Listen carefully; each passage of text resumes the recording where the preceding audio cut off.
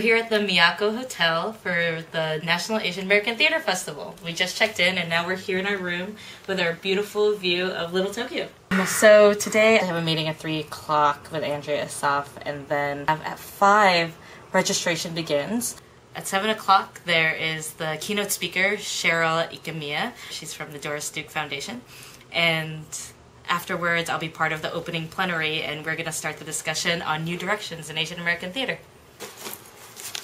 I'm really nervous about this plenary panel. I've been asked questions and I've done public speaking and spoken in front of people before, but I've never been on an official conference plenary panel. I'm about to go downstairs and do a little bit of prep, but it's going to prove to be an experience.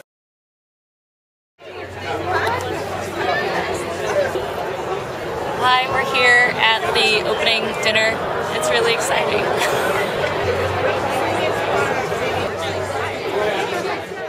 Just came back from the first night of the Asian American Theater Festival. So it was really exciting to see all the different leaders of the Asian American theater community there, a bunch of performers and artistic directors and companies representing CAATA and all the performers. We have a building and a courtyard and it's gorgeous, it's a great theater. I'm so honored to be in that space.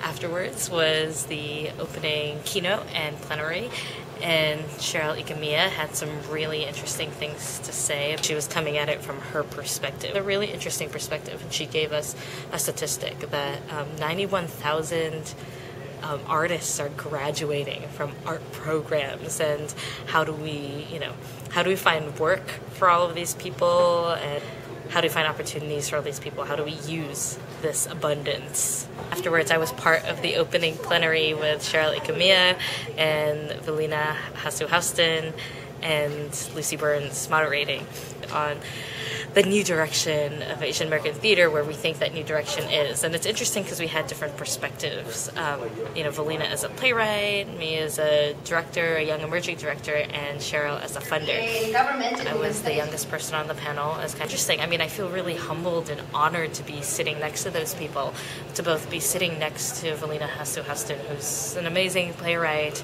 and Cheryl, who supports artists and has been supporting artists for years. Lucy Burns, who I've read since I was an undergrad in college. I hope that it sparked conversation and insight, because this is what this week is about. Some conversation and some debates. We began to talk about playwriting as this kind of basis from where theater comes from, and I think that it doesn't have to be playwriting. I think playwriting is really important, but at the same time I think that directors can create stories too, and ensembles can create stories too, and that we always begin our theatrical conversation of what gets to be on stage and how do we create things for the stage with a playwright. And I don't think that necessarily is always the case. I hope that during the week that we really think about the question of new directions and where new directions of Asian American theater is going.